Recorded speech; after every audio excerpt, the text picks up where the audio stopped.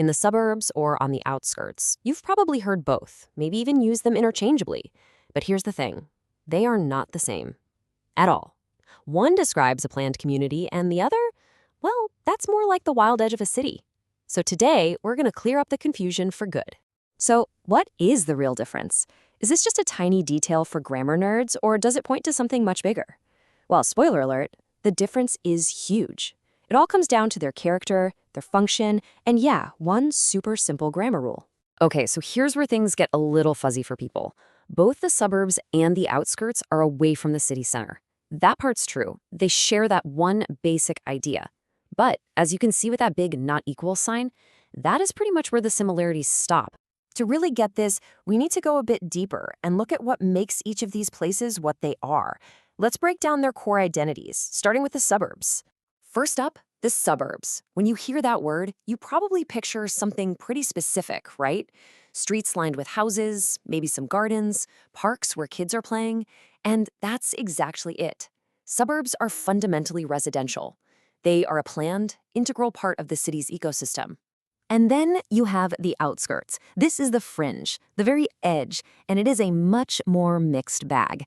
You might find some houses, sure, but you're just as likely to see a huge industrial park, a new warehouse, or just wide-open, undeveloped land. It's the city's borderland. And this little chart just lays it all out, side by side. The suburbs, their character is residential, the vibe is planned community. The outskirts, you're looking at a mixed-use character and the vibe of a fringe or border zone. Two totally different worlds. Okay, now for my favorite part, the little grammar hack that makes this all so easy to remember.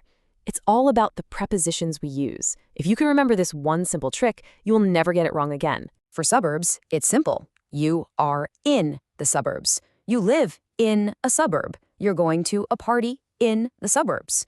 Just lock that little word in into your brain. But for the outskirts, that preposition flips.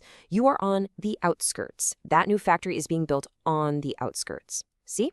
A tiny change from in to on, but it makes all the difference.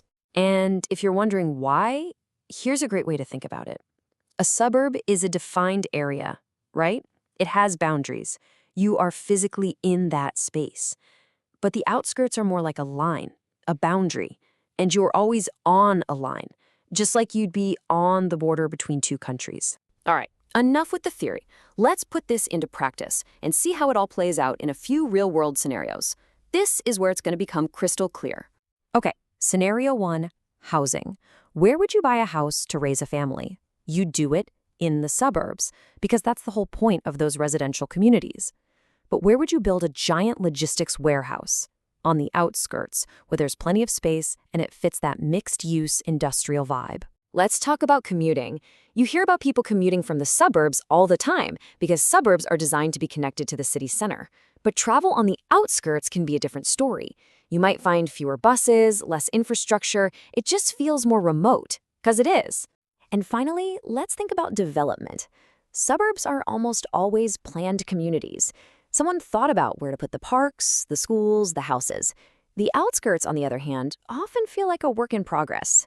It's where the city is still growing, so you'll see a lot more undeveloped land, maybe even farmland, right next to a new construction site. Okay, let's wrap this all up. We're going to pull everything together into one final, super simple cheat sheet. If you remember nothing else, remember this. Here it is. It all boils down to this. Suburbs are residential communities you are in. The outskirts are the fringe, the border that you are on. And the biggest mistake you can make is mixing those up. So no more saying on the suburbs or in the outskirts. You've totally got this now. So now you know the difference and you know the rule. But it leaves us with one last kind of fascinating question, doesn't it? In our cities that are always growing and changing, where exactly is that blurry line, where the planned community of the suburbs stops and the wild developing edge of the outskirts truly begins? Something to think about.